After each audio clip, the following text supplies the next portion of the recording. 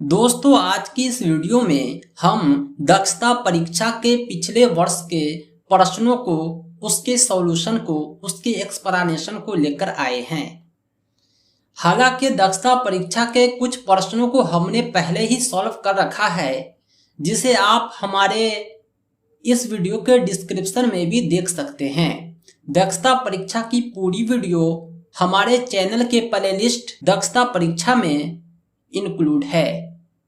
इसके अलावा आप हमारी पूरी वीडियो की लिस्ट और दूसरे अध्ययन सामग्री हमारी वेबसाइट www.teacherahmed.com से भी प्राप्त कर सकते हैं। स्क्रीन पर देख रहे होंगे, ये दक्षता परीक्षा 2011 का क्वेश्चन है। हम इसे ही सॉल्व करेंगे। इसमें कुल 100 प्रश्न पूछे जाते हैं और 45 नंबर लाने होते हैं। ये जो नंबर है ये जनरल कैटेगरी के लिए है। ओबीसी और दूसरे कैटेगरी को 38% पर पास कर दिया जाता है। फिलहाल हम एक एक करके 100 क्वेश्चन सॉल्व करेंगे और उसका सही उत्तर बतलाएंगे। पहला सवाल है, शालीमार शब्द का क्या अर्थ होता है? शालीमार शब्द का अर्थ होता है सुंदर। दूसरा क्वेश्चन है, टेबल पर पुस्तकें रखी है, इस वाक्य में पर किस कारक का चिन्ह है? कारक के अध्याय में हमने आपको विस्तार से समझाया था। कर्ता, कर्म, अलग अलग जो कारक होते हैं चिन्ह के आधार पर हम उसे पहचान सकते हैं। पर जो है अधिकरण कारक है। अधिकरण कारक में और पर दो शब्द इंक्लूड होते हैं। तीसरा क्वेश्चन है, लघु सिद्धांत कौमुदी किसकी रचना है? लघु सिद्धांत कौमुदी तुलसीदास जी की प्रसिद्ध पुस्तक है। सही जवाब हो जाएगा ऑप्शन 1। चौथा क्वेश्चन है, जो शब्द क्रिया की विशेषता बतलाता है उसे क्या कहते हैं? क्रिया की विशेषता बतलाने वाले को क्रिया विशेषण कहते हैं। जो संज्ञा की विशेषता बताए उसे विशेषण कहते हैं। सही जवाब हो जाएगा ऑप्शन 1। पांचवा क्वेश्चन है, सिंहासन हिल उठे राजवंशों ने भृकुटी तानी थी, इसमें भृकुटी तानने का अर्थ क्या है? यह जो सेंटेंस है आपके कक्षा की पुस्तक से लिया गया है। इसमें भृकुटी का अर्थ होता है क्रोधित होना, यानी अंग्रेजों के प्रति जितने भी राजवंश थे वो क्रोधित थे। कारण क्या था कि अंग्रेजों ने उसके सत्ता को छीन लिया था।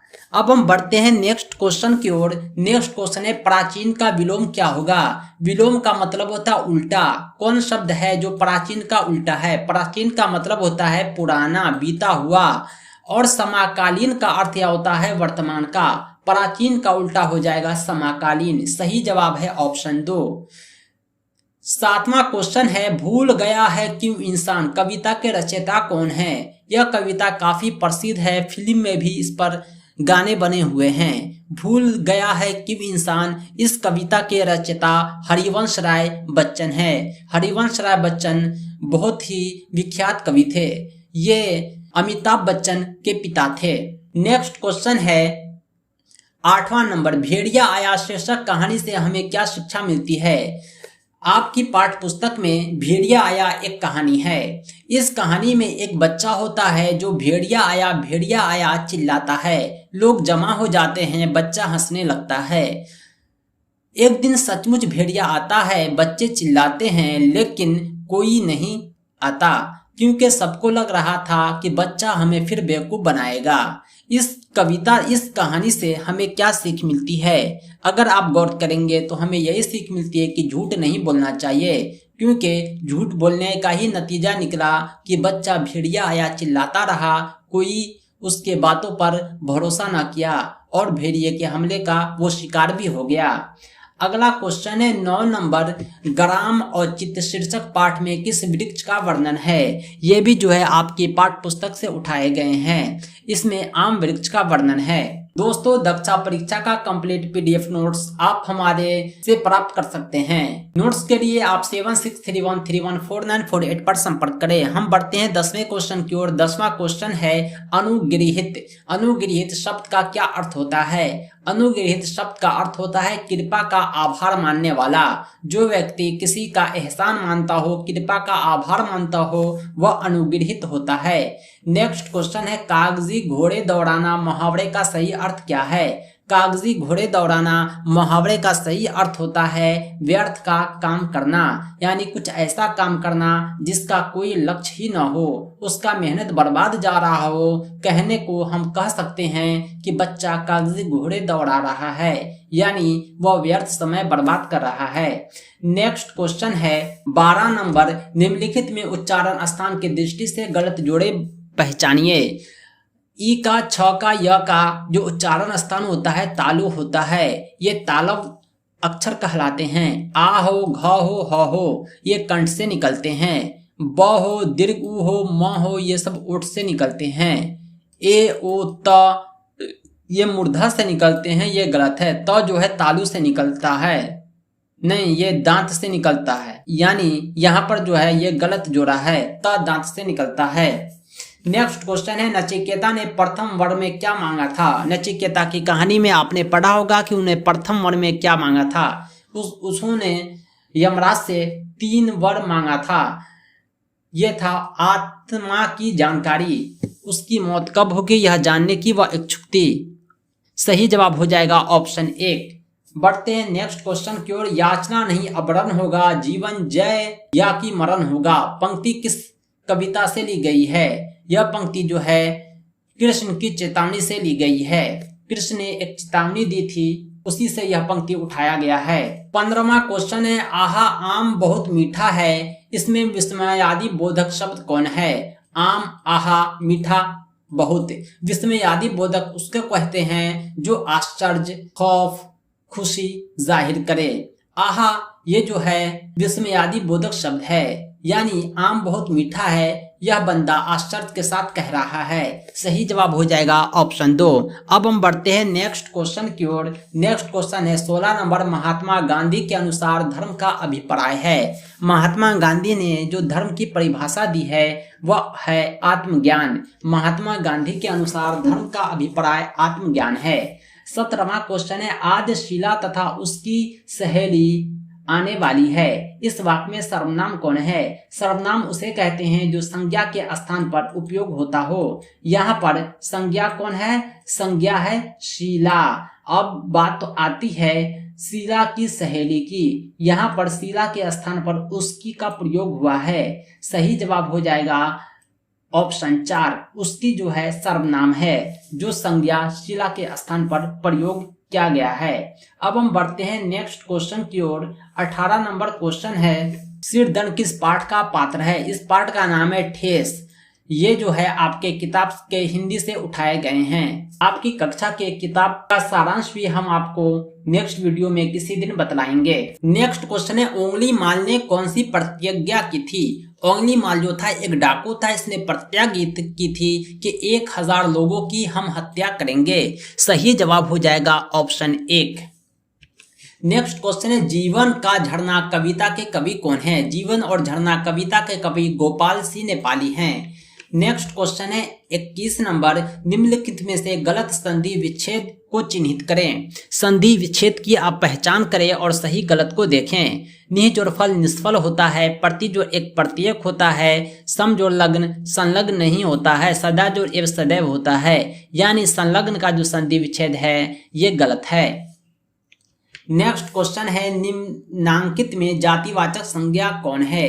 जातिवाचक संज्ञा उसको कहते हैं जो पूरे समूह को बतलाता हो, किसी विशेष नाम को न बताए। राम हो ये विशेष नाम है। गाय लेकिन जातिवाचक संज्ञा है क्योंकि यह संपूर्ण जाति को बतलाता है। गाय जो होती है पूरी जाति होती है। साहिवाल, जर्सी, मुर्रा अलग अलग जो है नाम है, ये पार्टिकुलर गाय है, लेकिन सीधा हम गाय बोलेंगे तो यह पूरी जाति को बतलाएगा। सही जवाब हो जाएगा ऑप्शन 2। अनुराग में कौन उपसर्ग लगा है। उपसर्ग उसको बोलते हैं जो किसी शब्द के पहले लगकर उस शब्द को सार्थक बना देता हो, यानी राग में अनु लगा तो क्या बना अनुराग। अनुराग हो गया उपसर्ग, यह राग के पहले लगकर अनुराग को सार्थक बना दिया। नेक्स्ट क्वेश्चन है 24 नंबर, मासिक में कौन सा प्रत्यय जोड़ा गया है। प्रत्यय जो होता है उपसर्ग का ठीक उल्टा होता है। मासिक में एक प्रत्यय लगता है तो मासिक बनता है, यानी यह मास के बाद में जुड़ता है तो एक सार्थक शब्द मासिक बनाता है। उपसर्ग पहले जोड़ता है, प्रत्यय बाद में जुड़ता है। अब हम बढ़ते हैं नेक्स्ट क्वेश्चन की ओर। नेक्स्ट क्वेश्चन है 25 नंबर। निम्नलिखित में कौन जोड़ा सही नहीं है? कलिका क्या कक्षा 1 से संबंधित है? बाल भारती क्या कक्षा 4 से संबंधित है? संवेद क्या कक्षा 7 से संबंधित है? किशोर भारती क्या कक्षा 8 से संबंधित है? आपने अपने पाठ्य पुस्तक पर गौर करें और आप पाएंगे कलिका, बाल भारती, संवेद सब अपनी कक्षा से संबंधित है, लेकिन किशोर भारती का संबंध कक्षा 8 से नहीं है। नेक्स्ट क्वेश्चन है x/7 में x का मान क्या होगा? यह मैथमेटिक्स का क्वेश्चन है। आइए इसे हम सॉल्व करके दिखलाते हैं। अभी आप स्क्रीन पर देख रहे होंगे क्वेश्चन 26 को हमने सॉल्व किया है। x/7 बराबर 3 है। यहाँ 7 जो है भाग में है, ये जो है बराबर के इस साइड आएगा तो गुना हो जाएगा। 3 गुने 7 21, यानी x का जो एग्जैक्ट वैल्यू है वो क्या निकल कर आता है? वो 21 निकल कर आता है। सही जवाब हो जाएगा ऑप्शन 2। नेक्स्ट क्वेश्चन है किसी त्रिभुज के जो 3 कोण होते हैं, तीनों कोण का योग 180 डिग्री होता है। सही जवाब हो जाएगा 180। नेक्स्ट क्वेश्चन है 9,12,102 को अंकों में लिखें। आइए हम इसे अंकों में लिखते हैं। सबसे पहले हमें क्या लिखना था? 9 लाख, हमने 9 लिख लिया। उसके बाद बारी आती है 12,000 की, हमने 12 भी लिख लिया। उसके बाद आती है 102 की, हमने 102 लिख लिया। अब इस ऑप्शन को हम तलाशते हैं, जहां पर मिलेगा वही हमारा सही उत्तर होगा। सही ऑप्शन जो है 2 है। अब हम बढ़ते हैं नेक्स्ट क्वेश्चन 29 की ओर। निम्नलिखित में कौन संख्या श्रेणी बढ़ते क्रम में है? बढ़ते क्रम में पहचानने के लिए आपको जो है छोटे से बड़े को सजाना होगा। जब आप छोटे से बड़े को सजाना सीख जाएंगे तो आप जो है बढ़ते क्रम में पहचान कर सकते हैं। अभी आप सभी ऑप्शन पर गौर करें और आप ही बतलाएं कि इसमें छोटा कौन है, उसके बाद उससे बड़ा, उससे बड़ा, उससे बड़ा कौन है। सबसे पहला ऑप्शन देख लीजिए 4008 सबसे छोटा है। इससे बड़ा आता है 57, उससे बड़ा आता है 189, उससे ऊपर है 275, उससे ऊपर है 750। 4 जो है सब में कॉमन है, इसलिए हमने 4 को नहीं पढ़ा। ये जो है कम समय में संख्या को पहचानने का ट्रिक होता है। अब हम बढ़ते हैं नेक्स्ट क्वेश्चन की ओर। एक गाय के 4 पैर होते हैं, ये सबको पता है, लेकिन क्वेश्चन को हमें पढ़ना है। एक गाय के 4 पैर है तो 15 गाय के कुल कितने पैर होंगे? इस क्वेश्चन को भी आप आसानी से सॉल्व कर सकते हैं। इस क्वेश्चन को सॉल्व करेंगे तो 4 को आपको 15 से गुना करना होगा। 15 चौके 60, सही जवाब हो जाएगा ऑप्शन 3। नेक्स्ट क्वेश्चन है 6 सैकड़ा 7 दहाई 5 इकाई के अंकों को कैसे लिखेंगे? इकाई दहाई की गिनती दाएं साइड से होती है। पहला अंक इकाई होता है, दूसरा दहाई होता है, तीसरा सैकड़ा होता है। आप देख रहे होंगे सही ऑप्शन 1 है। नेक्स्ट क्वेश्चन है 67 में 6 का स्थानीय मान क्या है? स्थानीय मान पता करने के लिए सबसे पहले आपको पता होना चाहिए कि स्थानीय मान किसे कहते हैं। स्थानीय मान असल में किसी संख्या में से किसी अंक का वह मान होता है जो उसके विशेष स्थान की स्थिति के अनुसार बदलता रहता है। यानी यहाँ पर भी 2 है, यहाँ पर भी 2 है, लेकिन दोनों का स्थानीय मान इसके स्थान के अनुसार बदलता रहता है। यहाँ पर 2 जो है इकाई स्थान पर है। ये 2 आप देखेंगे तो दहाई, सैकड़ा, हजारवें स्थान पर है। यहाँ पर 2 का स्थानीय मान हजारवा है, यहाँ पर इकाई है, यानी स्थान के अनुसार इसका वैल्यू बदल गया। इसी प्रकार हम देखेंगे क्वेश्चन में 6 का 67 में 6 का स्थानीय मान क्या होगा? यहाँ पर जो है इकाई के स्थान पर न होकर दहाई के स्थान पर है, यानी 6 का दहाई 60 हो जाएगा इसका स्थानीय मान। नेक्स्ट क्वेश्चन की ओर हम बढ़ते हैं। नेक्स्ट क्वेश्चन है 33 नंबर। वृत्त की सबसे बड़ी जीवा किसे कहते हैं? सबसे पहले आप जाने कि जीवा होता क्या है। वृत्त की जो सबसे बड़ी जीवा है उसे व्यास कहते हैं। ये आप देख रहे होंगे, ये वृत्त है। इसमें जो 2 वृत्त के किसी भी 2 बिंदु को मिलाता है एक छोर से दूसरे छोर, उसे जीवा कहते हैं। जीवा ये भी हो सकता है, ये भी हो सकता है। एक वृत्त में अनगिनत जीवा हो सकते हैं, लेकिन जो जीवा इस वृत्त के सेंटर से गुजरता है उसे व्यास कहते हैं। और यह जीवा सबसे बड़ी जीवा होती है। व्यास को जीवा कह सकते हैं, लेकिन जीवा को भी व्यास कह सकते हैं। एक ही जीवा है जो व्यास होता है। कहने का अर्थ यह हुआ कि वृत्त की सबसे बड़ी जीवा क्या है? व्यास है। अधिकतम मान वाले भिन्न को चुने। अधिकतम मान वाला भिन्न कौन है? आइए हम इसकी पहचान करते हैं। यहाँ पर 4 ऑप्शन है, इसमें किसका वैल्यू अधिक है? अगर आपको कहा जाए 4, 7, 1, 5 में सबसे बड़ा कौन है, आप फटाक से कहेंगे 7 है। लेकिन जब ये भिन्न के रूप में हो तो पहचानना थोड़ा मुश्किल हो जाता है। आपको लग रहा होगा कि हम इसे भाग देकर देखेंगे कौन बड़ा कौन छोटा है। दोस्तों, ऐसा करने की ज़रूरत नहीं है। हम आपको शॉर्टकट ट्रिक बतलाएंगे जिसकी मदद से आप आसानी से क्वेश्चन देखते ही आंसर पता कर पाएंगे। अधिकतम मान वाले भिन्न को चुने। यहाँ आप देख रहे होंगे 8 जो है सबके नीचे है, यानी हर कॉमन है। जब हर कॉमन हो, सेम हो, तो जो अंश छोटा होगा वह भिन्न सबसे बड़ा होगा, जो अंश बड़ा होगा वह भिन्न सबसे छोटा होगा। यहाँ जो है 7/8 सबसे छोटा भिन्न, 1/8 सबसे बड़ा भिन्न है। सही जवाब हो जाएगा ऑप्शन 3।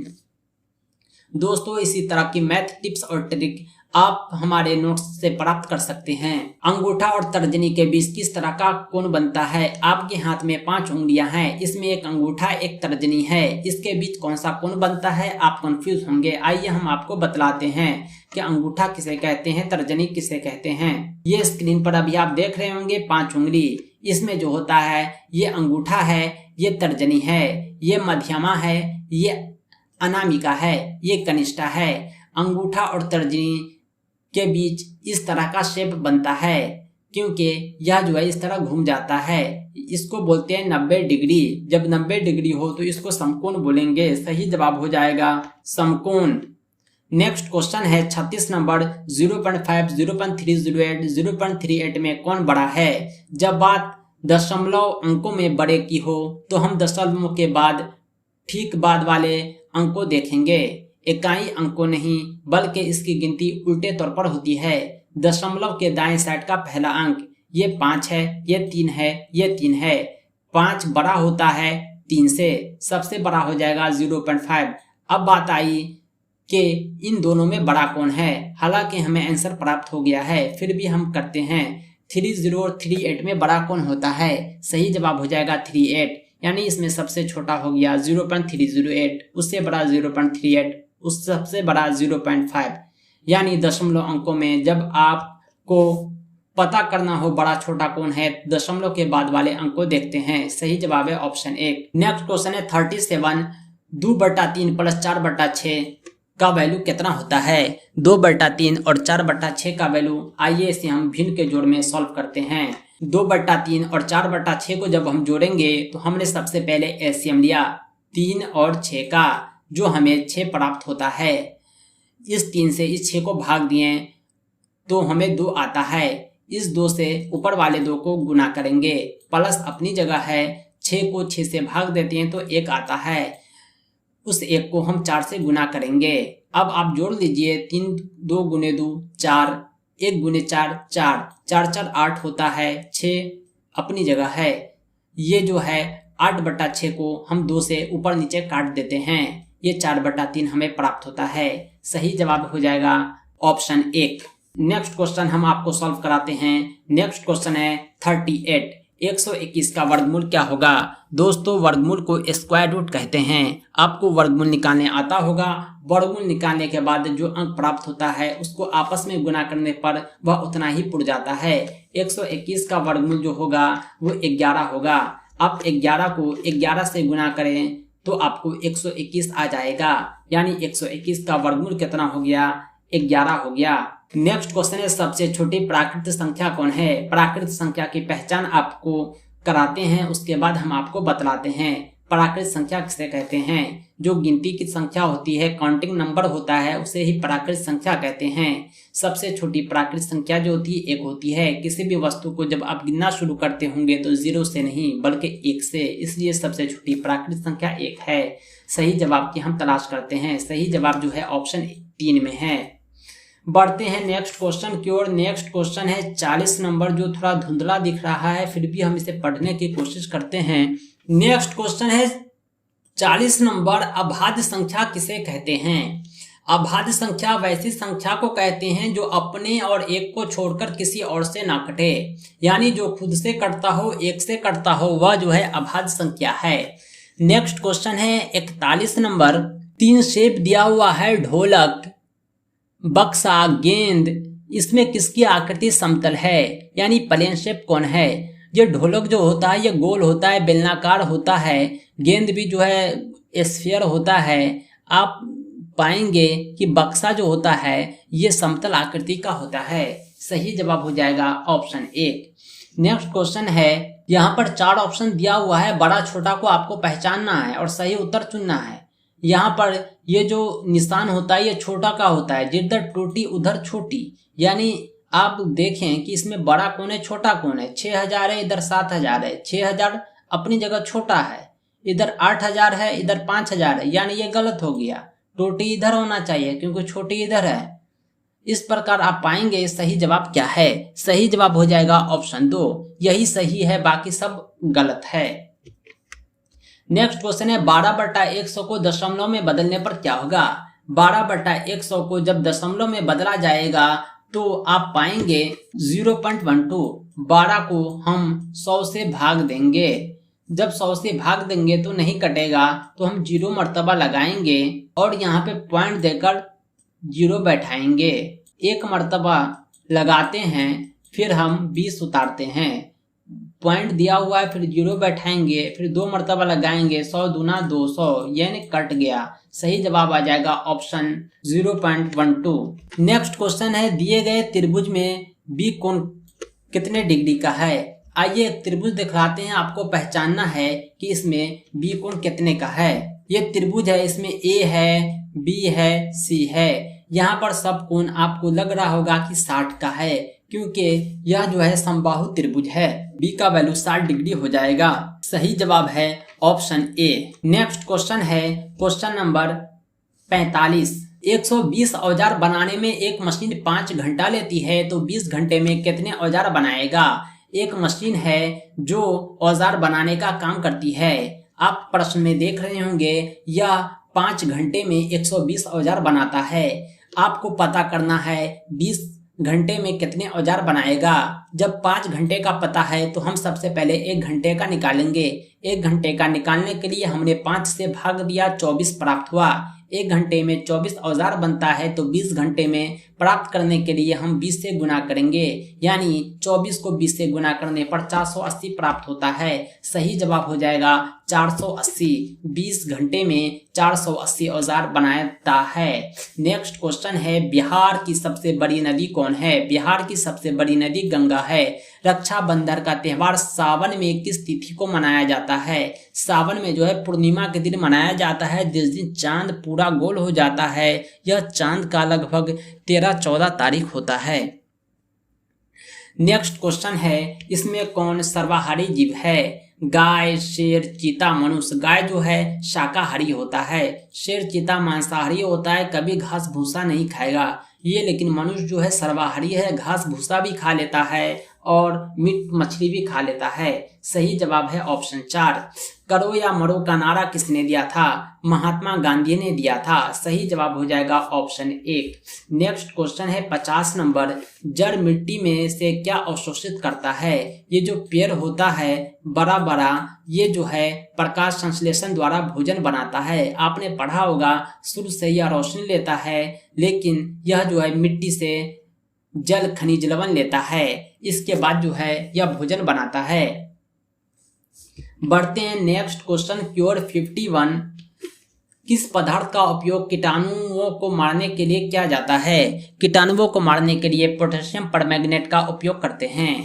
सही जवाब हो जाएगा ऑप्शन 2। भारत के राष्ट्रपति कितने वर्षों के लिए निर्वाचित किए जाते हैं। भारत के जो राष्ट्रपति होते हैं 5 वर्ष के लिए निर्वाचित किए जाते हैं। वर्तमान में भारत के राष्ट्रपति भी 5 वर्ष के लिए निर्वाचित किए गए हैं। आंवला में कौन सी विटामिन सबसे अधिक पाया जाता है। आंवला में विटामिन सी सबसे अधिक पाया जाता है और विटामिन सी बहुत कम ही पाया जाता है बाकी दूसरे फल में। नेक्स्ट क्वेश्चन है 54 नंबर, किस देश के स्थानीय समय की गणना के लिए निम्नांकित में किसका उपयोग करते हैं। ग्रीनविच मीन टाइम का उपयोग करके स्थानीय समय प्राप्त किया जाता है। भारत का ग्रीनविच जो टाइम है वो 5.5 घंटा आगे निर्धारित किया गया है। नेक्स्ट क्वेश्चन है, बल्ब में लगा फिलामेंट किसका होता है। ये जो आप बल्ब देखते हैं, जो लाल बल्ब होता है ये टंगस्टन होता है उसमें।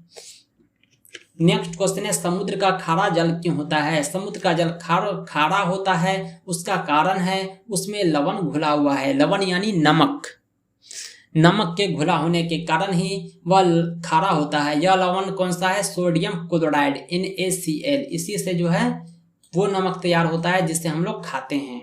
नेक्स्ट क्वेश्चन है विद्युत धारा मापने के लिए किस उपकरण का प्रयोग किया जाता है? विद्युत धारा को मापने के लिए एमीटर का उपयोग करते हैं। नेक्स्ट क्वेश्चन है खिलजी वंश का संस्थापक कौन था? खिलजी वंश का संस्थापक कौन था? खिलजी वंश का संस्थापक अलाउद्दीन खिलजी था। नेक्स्ट क्वेश्चन है पोलियो किस सूक्ष्म जीव के कारण होता है? पोलियो जो है विषाणु के कारण होता है। नेक्स्ट क्वेश्चन है बक्सर का युद्ध कब हुआ था? बक्सर का युद्ध 1764 में मीर जाफर और अंग्रेज के बीच हुआ था। आलू परावर्तित रूप है। आप जो आलू खाते हैं यह वास्तविकता में तना है। सही जवाब हो जाएगा ऑप्शन 2। नेक्स्ट क्वेश्चन है 62 नंबर विश्व पर्यावरण दिवस कब मनाया जाता है? विश्व पर्यावरण दिवस 5 जून को मनाया जाता है। नेक्स्ट क्वेश्चन है शेर शाह का मकबरा कहाँ है? शेर शाह का मकबरा सासाराम में है। नेक्स्ट क्वेश्चन है किस देश को सूर्योदय का देश कहा गया है? वह देश जापान है जिसे सूर्योदय का देश कहा गया है। इसमें कौन धातु नहीं है? एल्युमिनियम, लोहा, सोडियम, कार्बन। आप धातु की पहचान करें। धातु कौन है कौन नहीं है? धातु उसको बोलते हैं जो टन की झंझन की आवाज लाता हो। कार्बन एक ऐसा पदार्थ है जो धातु है लेकिन न चमकीला होता है न टन झंझन बोलता है। सोडियम जो है अधातु होता है, इसे चाकू से काटा जा सकता है, यह काफी मुलायम होता है, जबकि धातु की यह खूबी नहीं है कि उसे आसानी से चाकू से काट दे, उसमें चमक न हो, वो टन झंझन न बोले। आप एल्युमिनियम के बर्तन को देख लीजिए, लोहा के सामान को देख लीजिए, ये सब जो है धातु होते हैं। नेक्स्ट क्वेश्चन है दूरी के अनुसार सूर्य के सबसे नजदीक ग्रह कौन है? दूरी के अनुसार जो सूर्य का निकटतम ग्रह है वह बुध ग्रह है। विटामिन डी की कमी से कौन सा रोग होता है? विटामिन डी की कमी से डिकेटस होता है। विटामिन डी आपको सुबह की धूप में मिल जाएगा। किसने कहा था कि स्वराज हमारा जन्मसिद्ध अधिकार है? सही जवाब हो जाएगा बाल गंगाधर तिलक। नेक्स्ट क्वेश्चन है ब्रेल लिपि के माध्यम से किस तरह के लोग पढ़ते हैं? हमने आपको एक वीडियो में ब्रेल लिपि के बारे में विस्तार से बताया था। यह इसकी खोज जो है लुईस ब्रेल ने की थी। यह दृष्टिहीन के लिए है। यह जो है 1 2 3 4 5 6 अक्षर पर उभरा हुआ आकृति होता है जिसे जो है लोग छूकर पढ़ लेते हैं। ए से जेड तक के अक्षरों की लिखा उभार एक दूसरे से बिल्कुल ही अलग होता है। यह विशेष रूप से दृष्टिहीन के लिए बनाया गया है। नेक्स्ट क्वेश्चन है 70 नंबर गौतम बुद्ध को बोध गया में किस वृक्ष के नीचे ज्ञान की प्राप्ति हुई थी? गौतम बुद्ध को बोध गया में बोधि वृक्ष के नीचे ज्ञान की प्राप्ति हुई थी। यह वृक्ष आज भी बोध गया में मौजूद है। लगभग 11,500 वर्ष के बाद भी यह वृक्ष सही सलामत है। नेक्स्ट क्वेश्चन है 71 नंबर यदि कक्षा में कोई छात्र भयवश प्रश्न का उत्तर जानते हुए भी ठीक तरह से नहीं दे पाता है तो आप उसे क्या करेंगे? स्वयं उत्तर बतला देंगे, भय के मूल कारणों को जानेंगे, उत्तर देने के लिए बार बार कहेंगे, दूसरे छात्र से पूछ लेंगे। इसका सही जवाब हो जाएगा आप भय के मूल कारण को पहचानेंगे कि आखिर वजह क्या है कि बच्चा क्लास में डर रहा है, आपके प्रश्नों के उत्तर नहीं दे पा रहा है। अब हम बढ़ते हैं नेक्स्ट क्वेश्चन की ओर। नेक्स्ट क्वेश्चन है 72 नंबर जो अध्यापक अपने कर्तव्य की उपेक्षा करके अपने अधिकारियों को प्रसन्न करने में लगे रहते हैं वह पराया लाभान्वित होते हैं और अपने साथियों से आगे बढ़ जाते हैं। ऐसे परिवेश में आप क्या करेंगे? अपने अन्य साथियों का अनुसरण करेंगे, अपने साथियों से ईर्ष्या करेंगे, कुंठित होकर अपने कर्तव्य के प्रति उदासीन हो जाएंगे, हानि लाभ की चिंता किए बिना अपने कर्तव्य का पालन करेंगे। सही जवाब है ऑप्शन 4। एक शिक्षक हैं तो आपका कर्तव्य है हानि लाभ की चिंता किए बिना अपने कर्तव्य का निर्वहन करना। आपकी सफलता, आपका जो कर्तव्य है आप उसे निभाते रहें, अधिकारियों को प्रसन्न करने की आवश्यकता नहीं है। नेक्स्ट क्वेश्चन है 73 नंबर यदि आपके विचार से विद्यालय में छात्रों के शैक्षिक भ्रमण का प्रबंध करना आवश्यक है क्योंकि यानी छात्रों को जो है कहीं घुमाने लेकर जाना है, क्या यह उचित है, आवश्यक है? अगर है तो क्यों? इसका कारण क्या है? क्या अभिभावक प्रसन्न होते हैं? क्या छात्रों को प्रत्यक्ष संपर्क से ज्ञान प्राप्त करने का अवसर मिलता है? क्या अध्यापक कुछ दिनों तक कक्षा शिक्षण से मुक्त रहते हैं? छात्रों को कुछ दिन विद्यालय नहीं आना पड़ता है। सही जवाब है ऑप्शन 2। अगर आप बच्चे को पढ़ाते हैं गोल घर के बारे में तो प्रत्यक्ष संपर्क में आने से उसे ज्ञान प्राप्त करने का अवसर मिलेगा। बच्चा जाकर देखेगा गोल घर सही में गोल है। जब वो वहां पहुंचेगा तो उसके बारे में अतिरिक्त जानकारी जुटाएगा। इस प्रकार बच्चों के ज्ञान में बढ़ोतरी होगी। नेक्स्ट क्वेश्चन है 74 नंबर। एक अध्यापक के रूप में विद्यालय शिक्षा समिति में आप क्या करेंगे? सक्रिय भाग लेंगे, प्रधानाचार्य का पक्ष प्रस्तुत करेंगे, स्कूल की गलत नीतियों का भंडाफोड़ करेंगे, अभिभावकों को सावधान रहने के लिए कहेंगे। आप अपना कर्तव्य देखें और बताएं कि एक अध्यापक के रूप में क्या आप विद्यालय शिक्षा समिति में सक्रिय भाग लेंगे? प्रत्येक विद्यालय में विद्यालय शिक्षा समिति होता है, उसमें आपका भाग लेना आवश्यक होता है। नेक्स्ट क्वेश्चन है क्वेश्चन नंबर 75। यदि आपकी लॉटरी खुल जाए तो उसका कुछ भाग खर्च करेंगे। आपको पैसा मिल गया लॉटरी में, क्या आप उस पैसे से मंदिर बनाएंगे? क्या उसके कुछ पैसे से आप अच्छी पुस्तक खरीदेंगे? क्या आप फैशनेबल ड्रेस खरीदेंगे? सैर सपाटे पर जाएंगे? सही जवाब होगा कि अच्छी पुस्तक खरीदेंगे। अपने कुछ पैसे का आप पॉजिटिव काम भी करें, अच्छी पुस्तक खरीदेंगे तो एक शिक्षक के रूप में आपके ज्ञान में और बढ़ोतरी होगा। नेक्स्ट क्वेश्चन है क्वेश्चन नंबर 76। कक्षा में पाठ पढ़ाते समय अचानक कोई छात्र प्रश्न पूछता है जो उस समय उस प्रसंग से मेल नहीं खाता, यानी आप जो पढ़ा रहे हैं उससे अलग प्रश्न पूछ देता है। उदाहरण के लिए आप गणित पढ़ा रहे हैं, वो अंग्रेजी का कुछ क्वेश्चन पूछ दिया, पर्यावरण का क्वेश्चन पूछ दिया। ऐसी स्थिति में आपको क्या करना चाहिए? क्या असमय प्रश्न पूछने के लिए छात्र को आप दंडित करेंगे? उसी समय छात्र की शंका समस्या का समाधान करेंगे? पाठ समाप्त होने के बाद समाधान खोजने को कहेंगे? या छात्रों को आश्वस्त करेंगे कि पाठ समाप्ति के बाद उसकी शंका का समाधान किया जाए? सही जवाब हो जाएगा ऑप्शन 4। आप जो कक्षा में पढ़ा रहे हैं आप उसे ही पढ़ाएं, लेकिन छात्रों को यह आश्वस्त कर दें कि कक्षा की समाप्ति के बाद हम आपके प्रश्न का समाधान करेंगे और कक्षा की समाप्ति के बाद उसकी सारी शंका को आप दूर कर दें। नेक्स्ट क्वेश्चन है 77। एक छात्र ने आपके प्रश्न का जो उत्तर दिया वह पाठ्य पुस्तक में नहीं है। अध्यापक के रूप में आप क्या करेंगे? एक छात्र ने आपके प्रश्न का जो उत्तर दिया वह पाठ्य पुस्तक में नहीं है। आप उसे सही उत्तर की समीक्षा कर छात्र से व्यक्तिगत समझ के लिए शाबाशी देंगे। बच्चों ने अपनी सृजनात्मकता रचनात्मकता का प्रयोग करके जो आपसे प्रश्न पूछा है यह एक असाधारण है। जब आप उसे शाबाशी देंगे तो उसका मनोबल और बढ़ेगा, आगे भी वह आपसे प्रश्न पूछेंगे। नेक्स्ट क्वेश्चन है 78। शिक्षक को अधिकार और प्रभावकारी बनाने के लिए आवश्यक है। शिक्षक को अधिकार और प्रभावकारी बनाने के लिए जीवन उपयोगी और व्यवहारिक उदाहरणों को प्रस्तुत करना। आप बच्चे को वही पढ़ाएं जिसका वे उपयोग अपने दैनिक जीवन में करते हों।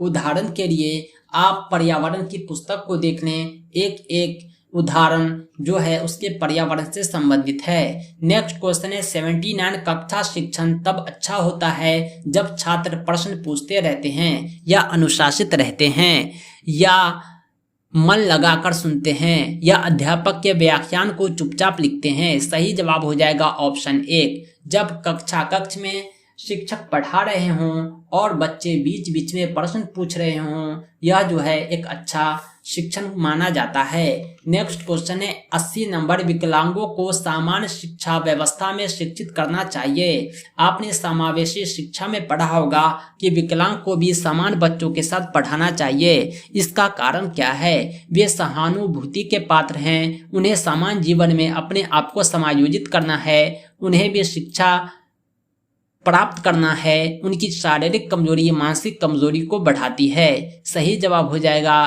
कि उन्हें सामान्य जीवन में अपने आप को समायोजित करना है। विकलांग बच्चे जो होते हैं समान बच्चों के साथ ही जीवन यापन करना पसंद करते हैं। उसके परिवार के अन्य सदस्य भी समान जीवन जीते हैं, इसलिए विकलांग बच्चों को हीन दृष्टि से नहीं देखना चाहिए, उसे समान बच्चों के साथ पढ़ाया जाना चाहिए। समावेशी शिक्षा का भी यही उद्देश्य है। 81 नंबर है, आपका स्वयं के प्रति विचार क्या है? एक शिक्षक के रूप में आपका स्वयं के प्रति क्या विचार है? मेरा कर्म मुझे साथ नहीं दे रहा है, मेरा भाग साथ नहीं दे रहा है, मैं पृथ्वी पर एक बोझ हूँ, मुझे फल की परवाह किए बिना कार्य करते रहना चाहिए। एक शिक्षक के रूप में जो आपका सही उत्तर होना चाहिए वो यही है कि आपको अपने फल की परवाह नहीं करना है और कार्य करते रहना है। एक ना एक दिन आपको एक बड़ी सफलता जरूर मिलेगी। नेक्स्ट क्वेश्चन है 82, एक शिक्षक के रूप में आपका महत्वपूर्ण विचार क्या है? गृह कार्य कम देना, भय द्वारा विद्यार्थियों को अच्छे कार्य के लिए प्रेरित करना, कठिन परिस्थिति में भी आत्मविश्वास बनाए रखना, दूसरों के सुझाव को महत्व देना। एक शिक्षक के रूप में एक महत्वपूर्ण विचार होता है कठिन परिस्थिति में भी आत्मविश्वास बनाए रखना। सेल्फ कॉन्फिडेंस एक बहुत बड़ी चीज होती है। जिसके अंदर सेल्फ कॉन्फिडेंस होता है, दुनिया की कोई ताकत उसका मनोबल नहीं तोड़ सकती। नेक्स्ट क्वेश्चन है 83 नंबर, जब आप कार्य आरंभ करते हैं तो किस विषय पर अधिक सोचते हैं? कार्य की प्रकृति एवं योजना पर, कार्य में लगने वाले समय एवं खर्च पर, कार्य की सफलता एवं असफलता पर, उपयुक्त सभी पक्षों पर। लोगों की ये प्रकृति है, जब आप कार्य प्रारंभ करते हैं तो उसकी सफलता और असफलता पर सोचते हैं। यानी जब आप सफलता और असफलता को सोचेंगे तभी आप सही दिशा में मेहनत करेंगे और आपकी मेहनत निश्चित रूप से आपको सफलता की मंजिल तक पहुंचाएगा। सही जवाब है ऑप्शन 3। नेक्स्ट क्वेश्चन है 84 नंबर, आपसे कोई तर्क वितर्क करे तो आप उसके प्रति कौन सा दृष्टिकोण रखेंगे? जब आपसे कोई तर्क वितर्क करता है तो आपका दृष्टिकोण कैसा होना चाहिए? तर्क वितर्क करने में संकोच नहीं करेंगे, तर्क वितर्क करने वालों से छुटकारा पाने के लिए बहाना करेंगे। इसी का तीसरा ऑप्शन है, तर्क वितर्क करने वालों से कुछ सीखने की उम्मीद करेंगे, उसके प्रति कोई रुचि नहीं लेंगे। तर्क वितर्क अच्छी सीख है, इसके माध्यम से आप कुछ न कुछ सीख सकते हैं। सही जवाब हो जाएगा ऑप्शन 3। नेक्स्ट क्वेश्चन है 85 नंबर, अक्सर आप अपना काम निकालना चाहते हैं, दूसरों को कष्ट पहुंचाकर, झूठ सच बोलकर, समय का सही सदुपयोग करके, इनमें से कोई नहीं। हमें हमेशा अपना काम समय का सही सदुपयोग करके ही करना चाहिए।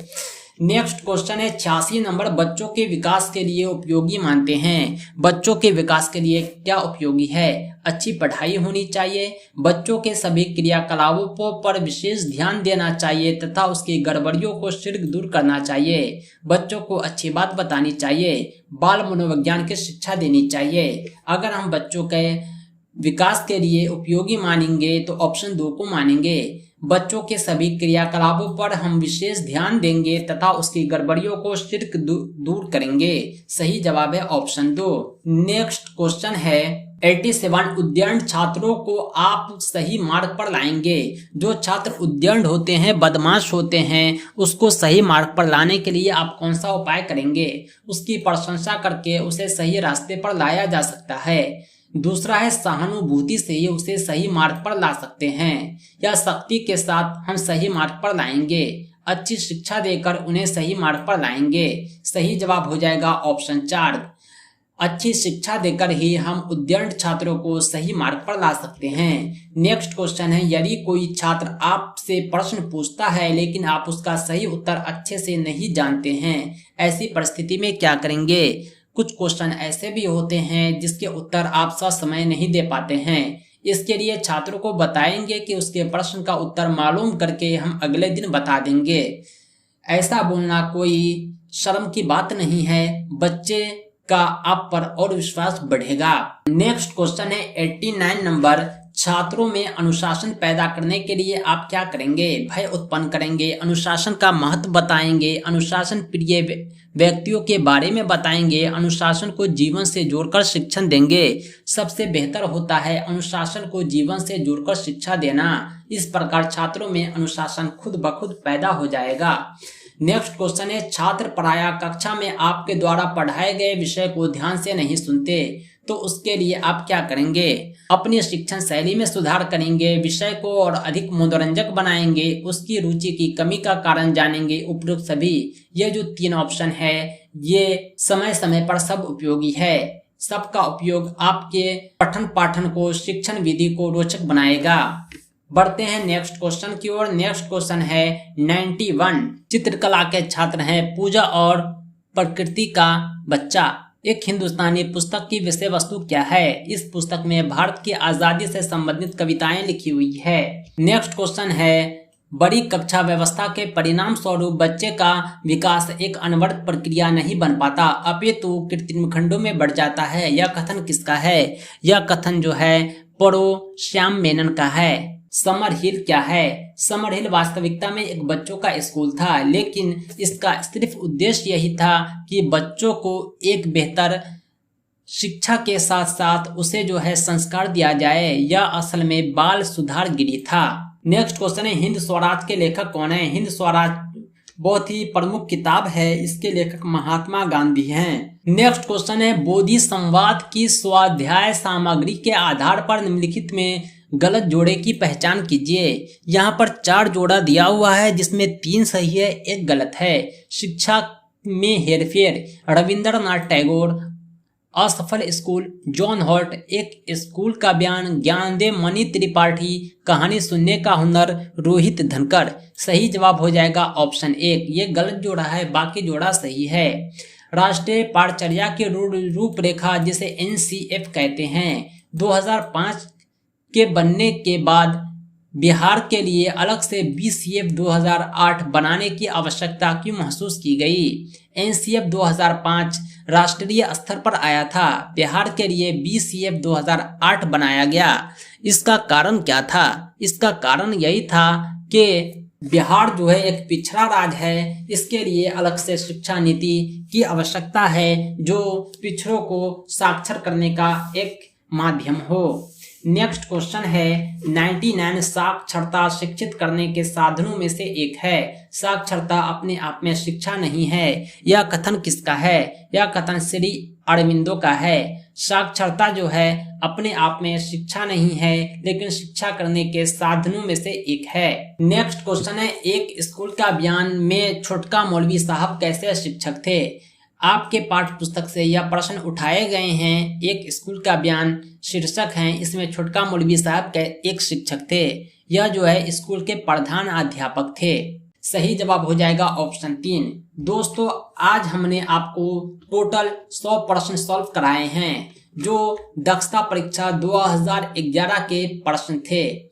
दोस्तों यह वीडियो आपको दक्षता परीक्षा की तैयारी को एक दिशा देगा। अगर आप इसका PDF चाहते हैं तो हमसे संपर्क करें। हमारा संपर्क सूत्र है 7631314948।